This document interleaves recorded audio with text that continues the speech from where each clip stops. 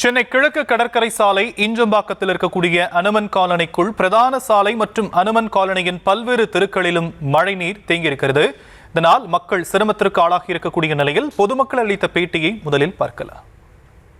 30 வருஷமா இப்படியேதான் கஷ்டப்பட்டுக்கிட்டே தான் இருக்கிறோம். நாங்க என்ன பண்றதுன்னு எங்களுக்கும் தெரியல. கவுன்சிலர் கிட்டவும் போனோம், வடிகால் வசதியும் இல்லை. குளத்துக்கும் நாங்க சீரமைச்சு கொடுக்க சொன்னோம். குளம் தண்ணி ஃபுல்லா ஊருக்குள்ள வந்துடுது.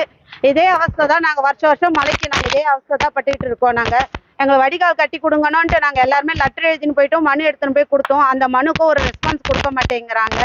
என்ன பண்றதுன்னு எங்களுக்கே தெரியல. இங்க தண்ணி இருக்கிறதுனால அங்கங்க பள்ளம் குளம் ரொம்ப அவ்வளவு வருது. எவ்வளவு பேர் கீழே விழுந்து போன வாரம் பெரிய ஆக்சிடென்ட் ஆயிடுச்சு. யாருமே ஒண்ணுமே கண்டுக்கவே மாட்டேன்றாங்க. நாங்களும் சொல்லி கவுன்சிலருக்கு போன் பண்ணி வீட்டுக்குள்ளே இப்ப தண்ணி வந்துச்சு. நிறைய பேருக்கு கால் அடி முட்டி அடி விழுந்து போறாங்க. இதுக்கு இது பற்றிய விவரங்களை செய்தியாளர் சுமன் வழங்க நாம் கேட்கலாம். சுமன், மக்கள் மிகுந்த வேதனையோடு தெரிவிக்கக்கூடிய கருத்துக்களை நாம கேட்கிறோம். இது உரிய அதிகாரிகளுக்கு தெரியப்படுத்தப்பட்டுச்சா? அதிகாரிகள் தரப்புல என்னென்ன விஷயங்கள் இப்போ வரைக்கும் சொல்லப்படுது? வணக்கம் சார். அதாவது டிட்வா புயல் காரணமாக சென்னை கிழக்கு கடற்கரை சாலை, சென்னை ஓஎம்ஆர் சாலை மற்றும் சென்னை புறநகர் பகுதியில் கனமழை கடந்த 4 நாட்களாக வெளுத்து வாங்கி வருகிறது.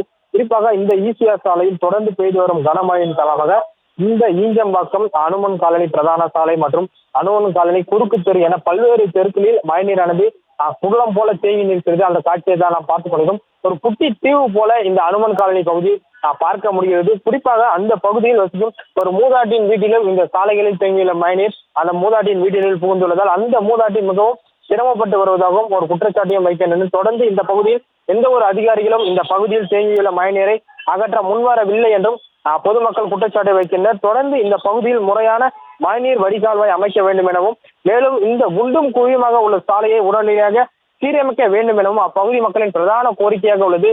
உடனடியாக சென்னை மாநகராட்சி அதிகாரிகள் இந்த பகுதியை, இந்த ஈஞ்சம்பாக்கம் அனுமன் காலனி பகுதியை முகாமிட்டு இந்த பகுதி மக்களுக்கு ஒரு நிரந்தர தீர்வு காண வேண்டும் என அப்பகுதி மக்கள் ஒரு கோரிக்கை வைக்கின்றனர். சாம்,